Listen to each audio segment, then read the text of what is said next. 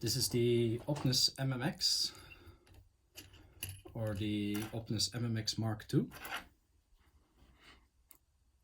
Not quite sure which one, but it's one of them. Here's the key. If you notice this type of key profile and key, you may notice that it's very similar to the Miwa U9.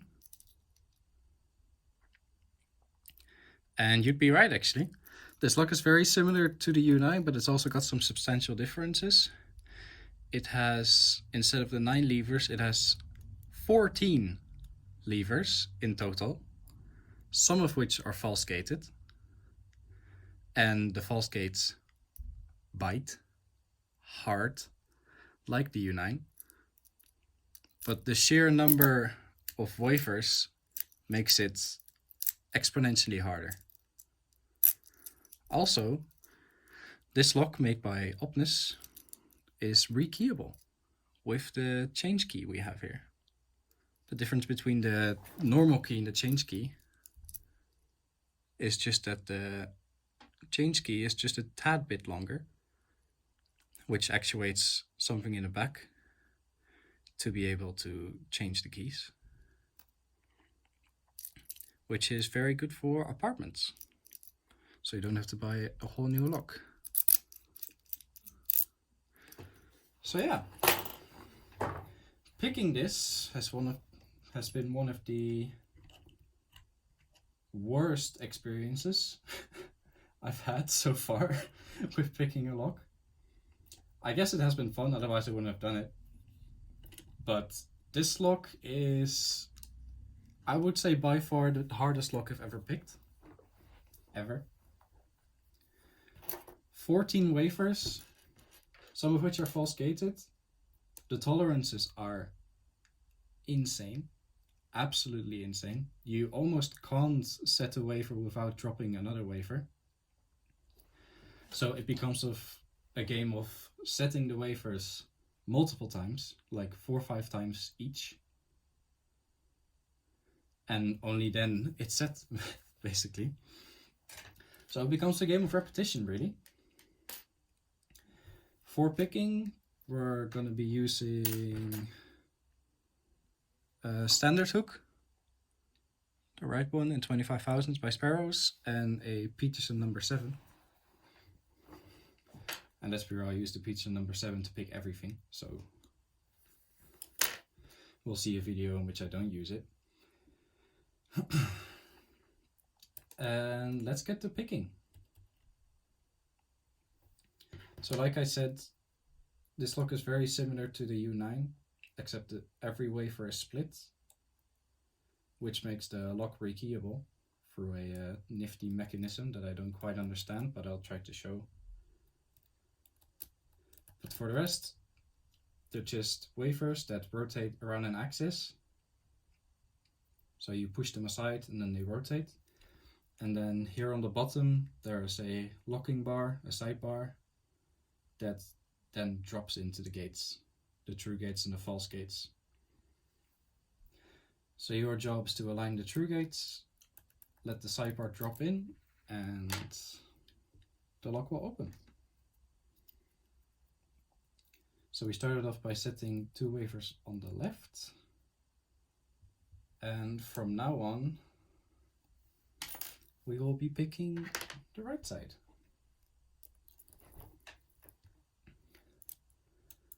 Like I said, this lock has taken me a lot of time.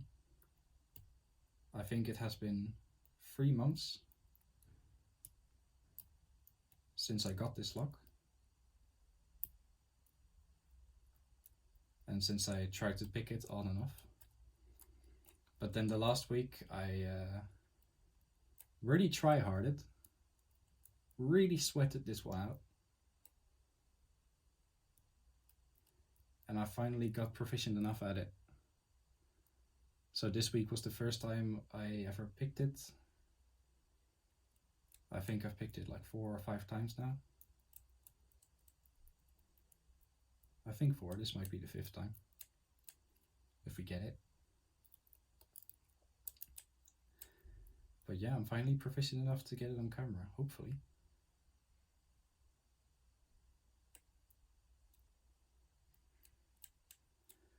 But like I said, this lock needs so much precision because of the tolerances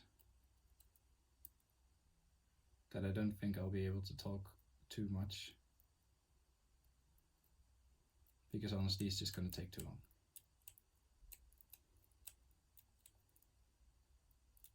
But hey, I'm going to try my best.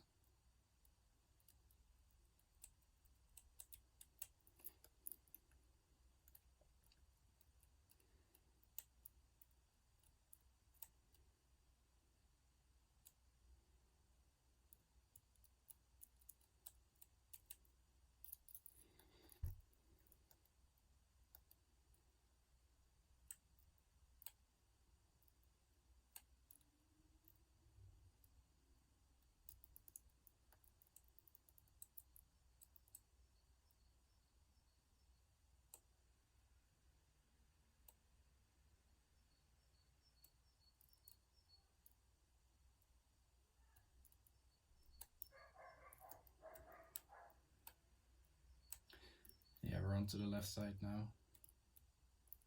Which doesn't say much because we're going to be switching constantly. Since all of the levers love to drop each other.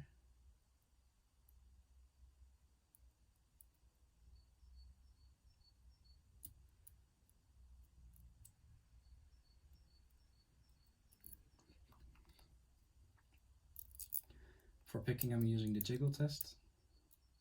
So only really setting wafers if they're stuck. And sometimes if I know the lever has a false gate, I'll try to feel how much room I have, how much wiggle room I have. And if the wiggle room isn't enough, very slight, I'll try to preset it into the true gate, because then it's in a false gate. Kind of like how you would pick a disc container lock.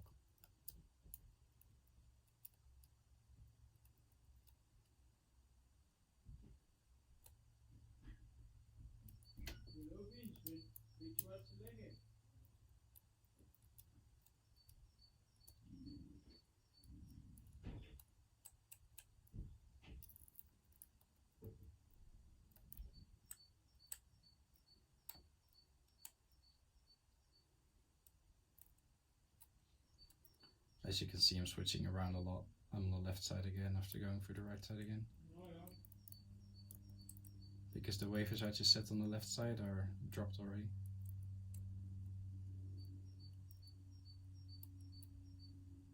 Classic OPNUS MMX move, really.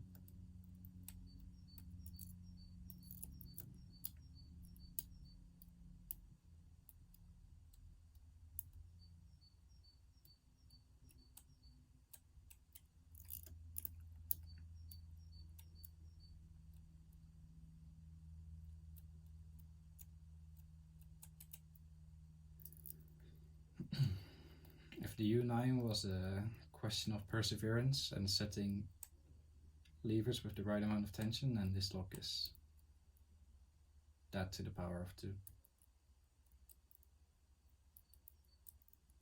The first time I picked this, it probably took me 1 Netflix episode, so about 20 minutes of just feeling for binders, setting them, and then feeling for binders again, times 20 minutes.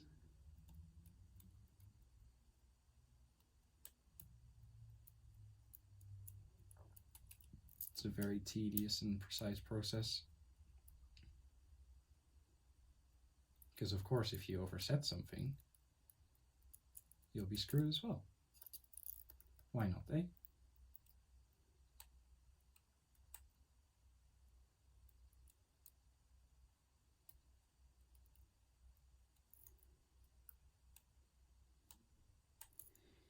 I say that nervously as I have the feeling that I might have overset something on the right side.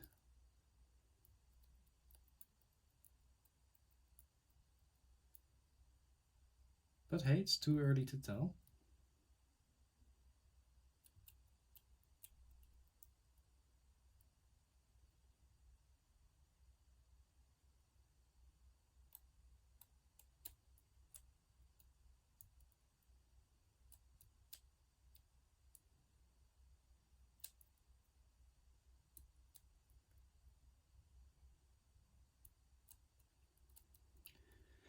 I just set one of the false gates and about half the lock dropped.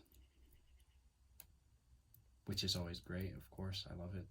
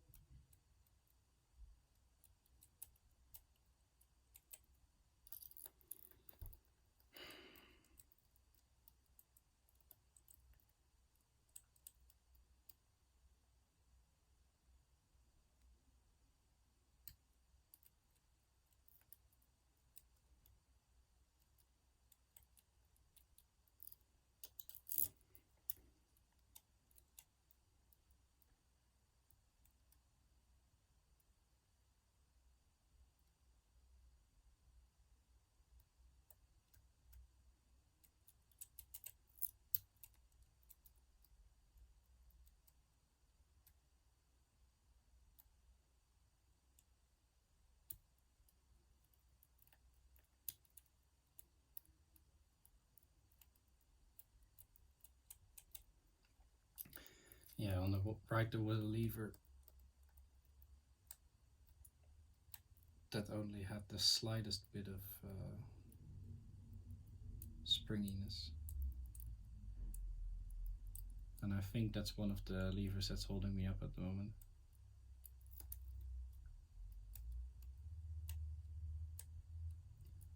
Or was, because now I skipped that false gate and got him into the true gate, hopefully, anyway.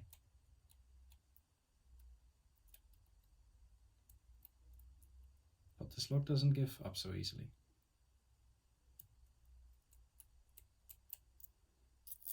It'll fight back to the very end.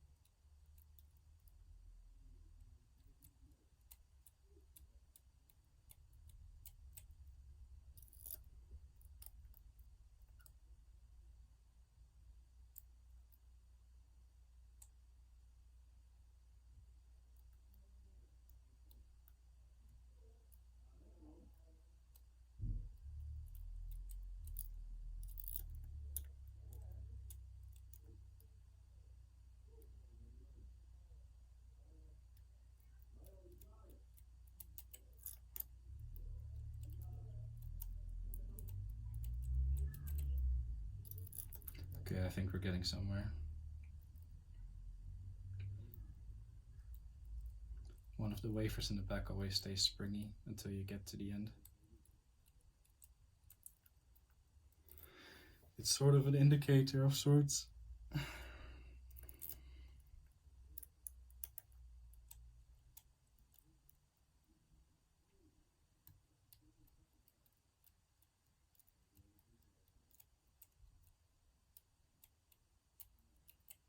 So last time I was here I had that lever that was still in a false gate. But since I fixed that now, we might be getting somewhere.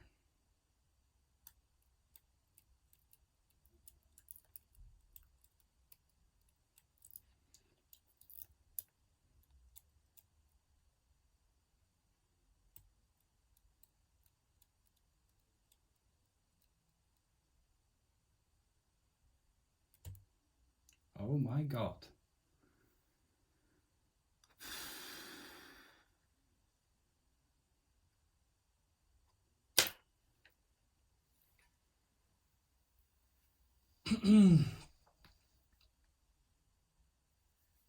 Give me a moment. Okay. Yeah, I really don't want to know how long that took. But honestly, that's just the reality of it.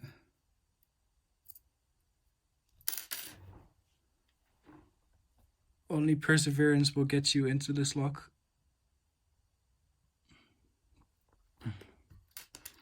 Perseverance, and only that. So we're gonna relock it.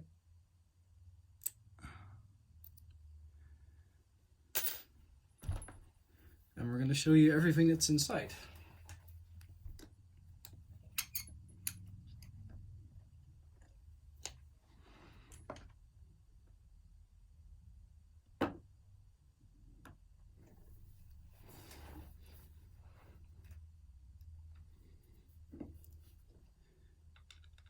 So to get this particular model, we just screw the cap off.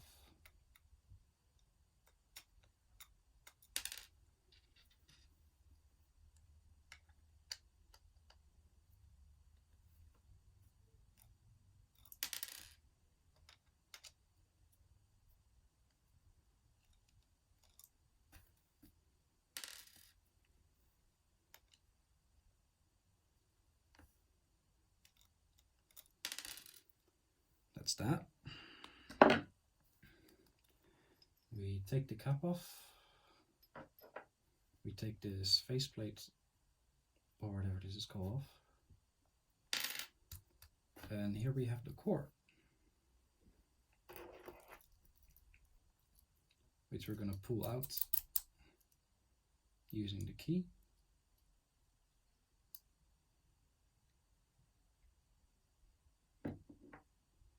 And this is the core.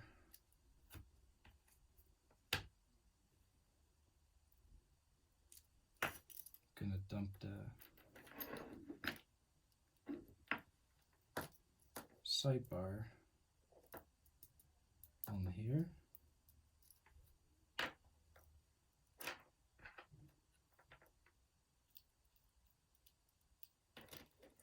Let me just get a pick for that. One of the springs doesn't want to come loose. Our little problem child. Let's pull him out.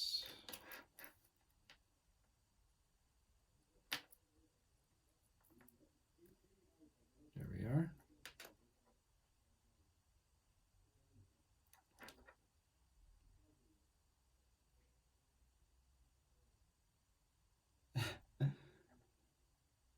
And it already did its magic. Wow, okay. So to give you a close-up to show that all the wafers are in there,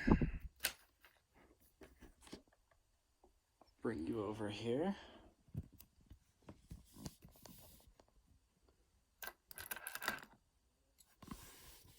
There's just one little thing.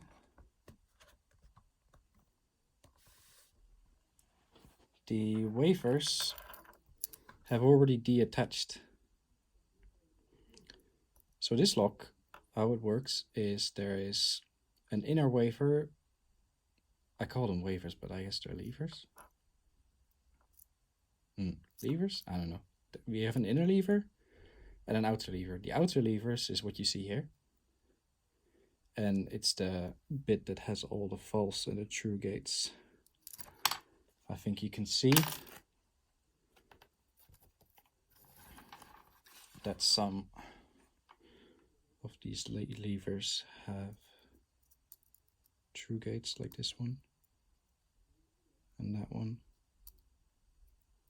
and this one. Now to make this lock rekeyable,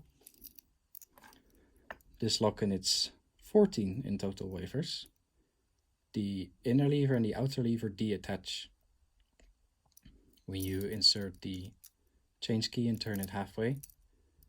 Then you insert a new user key and you turn it back again, and then they reattach so that the inner lever is at the position of the key and all the true gates align with that position of the inner levers. Okay, so when you insert the change key and you turn it halfway, what happens is in the back of the lock, this bar gets pushed down. This bar runs all the way through the lock, and as you can see, it deattaches the wafers.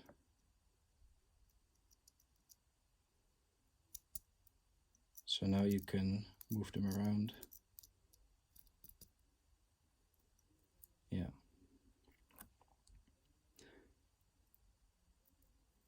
You can move them around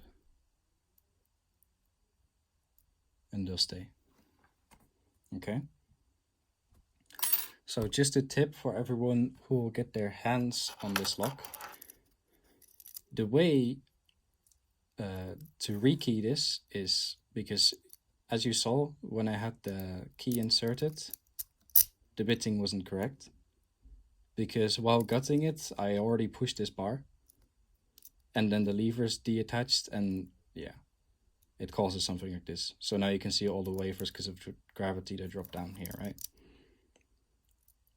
So the way that you can fix this, if you, by accident, you lose the bitting, is you push this bar down. And this took me a little bit to figure out. Then you hold the core like this. And then very precisely, you will get a pick or whatever. And you'll push these wafers to the correct position. Okay, like you can see here. And then they might try to reattach if you have it a little bit like this. So gravity pushes them down and it reattaches them. So now they're springy, or they don't really want to do it anymore. So you push the bar towards the lock, this bar towards you, and then you align with the key inserted all the true gates. And then once you're done, you hold the lock like this and you push down on the wafers. So it doesn't work right now because some of them are aligned properly. And when you push down, oh, that's a pretty good job actually. I only missed like 2. When you push down, it reattaches the wafers. And then very slowly, you get the key out. If you do it too fast, you might bump the wafers in a way that it deattaches them again. And these bars, yeah, I would try to put them in their place as well. These bars are weird. These bars, I think, lock the wafers in position. So I would recommend having them like so when you do this. But when you have it like this, they'll just drop down. Just make sure they don't fly out, basically. I'm sure they're necessary to keep the wafers in place, but I'm not sure what the optimal position is when you try to rekey the lock or whatever. You don't have to deal with any of this if you just have the lock in the housing and you use the change key and the normal user key.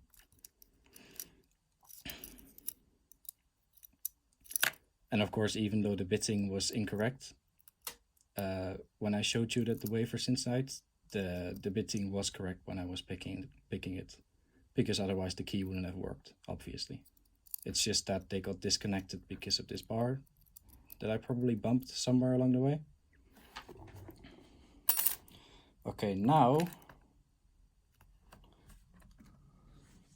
because this is already a long video anyway, I'm gonna disassemble this lock.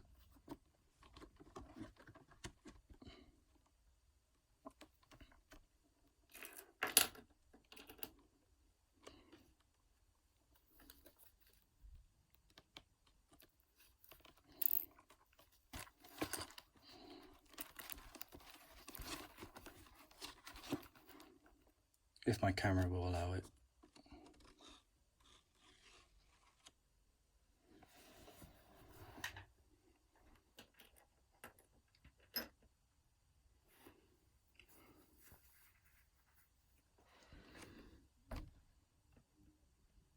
Actually, I haven't showed you the sidebar yet. This is a sidebar.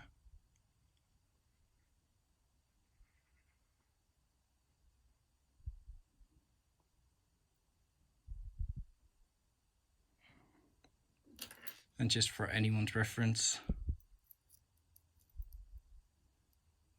the sidebar isn't symmetrical.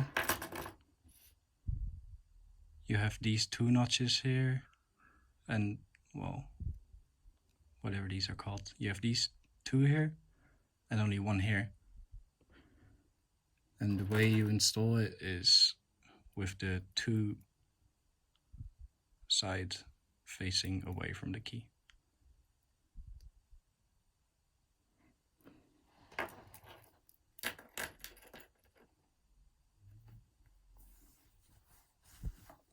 And of course we have these tiny little sidebar springs.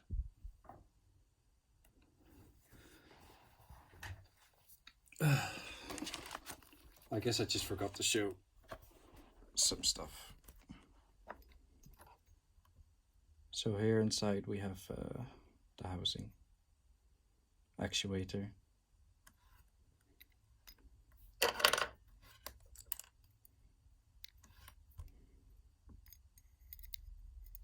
You have this little piece that aligns with these 3 dots. And you have to insert it properly aligned.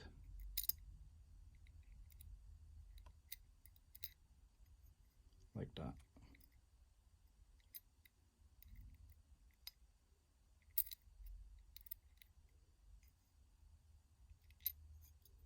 Anyway, you get the point. You'll figure it out.